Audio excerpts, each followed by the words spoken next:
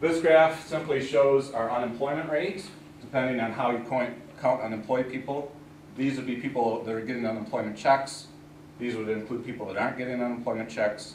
These would include people that have been off the unemployment checks for a long time, discouraged workers, so to speak. And depending on how you count it, our unemployment rate could be anywhere from, in the US, 16 to 20%. Gross domestic product grew many years. There's a recession here, grew for some years, recession, grew, recession, recession. So the recession probably started around 2005, the technical part of the recession. And people started noticing that when they couldn't sell their houses for what they wanted to sell them for. What's the name of this crisis? The newspaper reporters and TV reporters aren't sure exactly what to call it. They come up with all different names for it.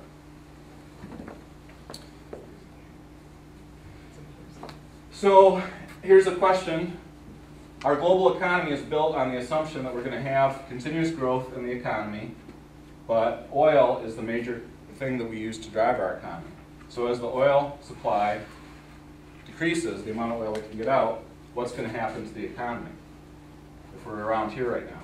Are we going to end up having a constant GDP? Or are we going to have a constantly declining GDP?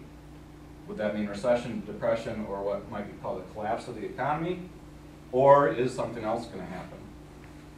Of course, it's hard to predict the future, other than we know that oil is a limited resource. We know we tried to get it out as fast as we could, and we're facing resource limits just like we did in the US.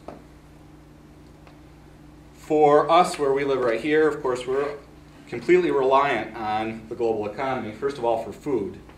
I mean, I go to the farmer's market and support our local farmers when I have a chance, but most of the food that I buy comes from outside Middleville area. So our reliance on the global economy is total for food. If you recall back in September, October, Hank Paulson, the Secretary of the Treasury, they had this emergency meeting when the stock market was dropping, and the major concern there was that the money system was going to stop working, that people's credit cards would stop working, that the banks' checks would not clear anymore, and that how would we feed everybody in the country if the money system collapsed and stopped working? So that was the major concern the government had at that time. Of course, we're also reliant on energy.